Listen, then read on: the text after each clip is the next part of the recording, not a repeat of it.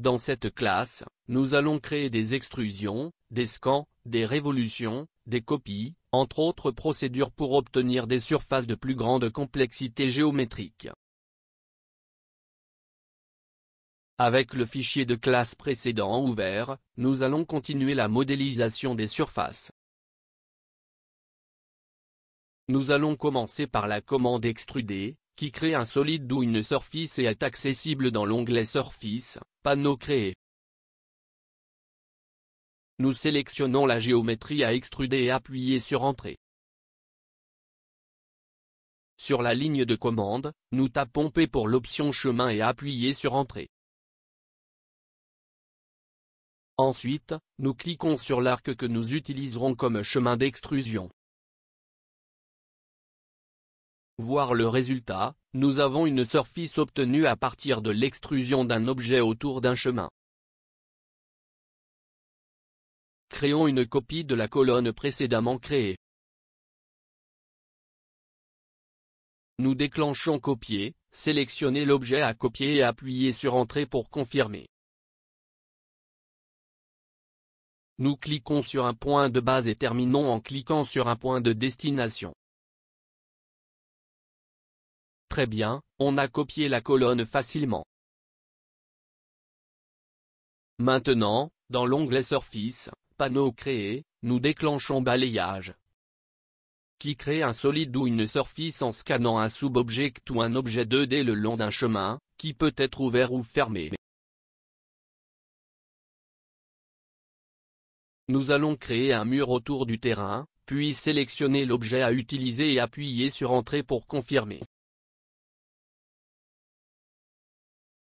Nous cliquons sur le chemin et obtenons la surface créée en scannant l'objet le long du chemin.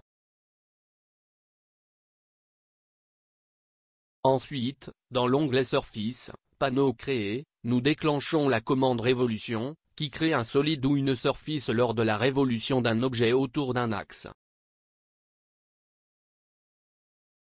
Nous sélectionnons l'objet et appuyez sur Entrée pour confirmer. Nous cliquons sur l'objet à utiliser comme axe, et nous appuyons sur Entrée pour confirmer l'angle de révolution comme 360 degrés. Voir la surface créée facilement par la révolution. Dans la séquence, nous allons créer une nouvelle surface au-dessus d'une surface existante, formant un cycle fermé. Dans l'onglet Surface, panneau créé, nous déclenchons Surfpatch, cliquez sur le bord de référence et appuyez sur Entrée pour confirmer.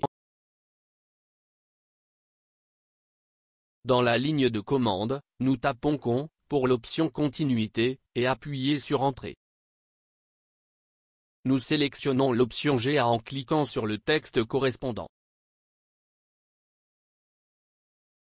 Toujours sur la ligne de commande, nous tapons B pour l'option Amplitude de renflement, qui modifie l'amplitude du modèle.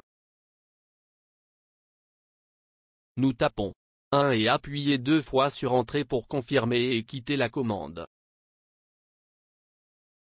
Vous voyez, nous avons une surface modélisée avec la commande Surfpatch. Nous allons ensuite créer une copie parallèle d'une surface à une distance spécifiée de la surface d'origine, mais la copie sera un solide.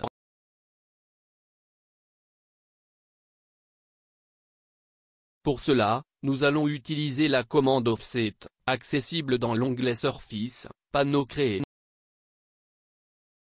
Nous sélectionnons la surface et appuyez sur Entrée.